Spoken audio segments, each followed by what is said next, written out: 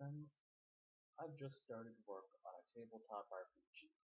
I built basic mechanics, and I'd like to start a playtest so I can catch as many problems as early as possible and see if the basic mechanics that I've designed are really appealing. Now to do this, I've set up a basic PvP scenario. I'm going to kind of talk you through it and get you introduced to how this game's going to work. Now most tabletop RPGs use these polyhedral dice. I love them, but mine uses cards. The values of the cards go from ace at the lowest to king at the highest. In this scenario, each one of you will pick a character. There are 4 to choose from: the knight, the rogue, the goblin brothers, or the archer. Once you've chosen those, each player looks at their character, takes in the basic attributes, and draws a hand of 5 cards. 5 will be your maximum hand size throughout this exercise, unless you're the Goblin Brothers, in which case it's 6. Now, when you begin, you decide which character is the aggressor and which is the defender. Some of these pairings kind of lean themselves one way or the other. If you're the knight and the rogue, chances are the rogue is the aggressor. If you're the aggressor, you can force a stealth test, where you take a card out of your hand and you compare it to the defender's card when they take a watch test. Each of you will have a modifier to this. Both of you put down the cards that you've chosen, flip them over, add the modifier, and then start from there. If the stealth player wins this, then they get to decide how close they are to you at the beginning of the fight, and if they're within range, they get to decide to take an attack before initiative is done.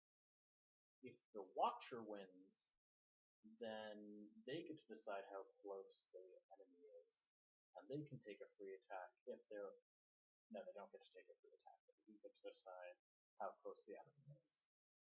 If the Watcher decides they don't want to use a card in this, they can instead draw a card off the deck and use that instead, but they get a -7 penalty after their other modifiers are taken into account. Now once the stealth has been decided and the stealth hit is done, you go into initiative. Again, each player chooses a card from their hand, puts it face down in front of them, and then both cards are revealed. The one with the higher number is the winner, and they get to act first. You can also choose not to play a card for initiative, in which case you automatically go last. If someone else has already played a card, and you decide to not play a card at all, they cannot change the card that they've played for a more advantageous one. If there's a tie, or if neither character chooses a card, you draw cards off the top of the deck to decide who goes first, or to break the tie. Once you've decided who goes first, you can take actions. At the beginning of your turn, draw 2 cards, back up to 5. You do that at the beginning of every turn, and you never go above 5. After that, there's no limit to the number of actions you can take, except for your hand size. Just about every meaningful action is a card. Inconsequential actions like drawing a weapon, picking something up off the ground, dropping something, those don't take a card. In addition, you can move up to your move speed without the need to use a card. After that, you have to take the sprint action, where you use a card from your hand, and you add that number of feet to your movement speed. Once you've decided what your actions you're going to take, chances are you're going to attack somebody. When attacking, you take a card from your hand, play it face down, and the opponent plays a defense card, also from their hand. When you do this, you flip them face up, compare the modifiers, and if the attack card beats the defense card, it has to be more than equal, then damage is done. If an opponent doesn't want to defend or can't defend because they've run out of cards in their hand, the attack is an automatic success. Once you've hit someone, you're going to want to do damage. You do damage by drawing cards off the top of the deck. You may only draw a single card or multiple cards, and then you choose the highest based on your weapon. Once you have your damage, you apply it to the damage pyramid. The damage pyramid has 5 levels for your standard character: minor, moderate, major, and extreme levels of damage.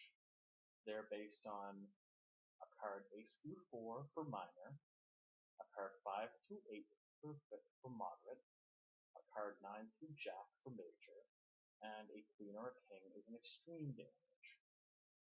When a level of the pyramid is filled up, then you instantly take 1 damage of the next level of the pyramid. In addition, if you would take damage of that level, you instead take an injury of the level higher than that. Once your pyramid fills up, you're unconscious and die.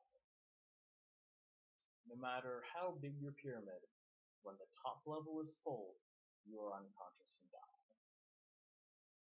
Something to note: your entire pyramid doesn't have to be full in order to be dying. Only the very top block needs to be full. That's more or less all there is to it. In the package, there'll be some redundant information and all the details you'll need to play. In addition, I've set up a little quiz so you can give me some feedback. I'll put a link to that in the description and also in the message I'm sending you. Also, if you didn't get the package from the message, or you're seeing this just on YouTube, then feel free to contact me if you're interested. My email is in the description of this video. Thank you very much for all your help, and I hope this is fun for you.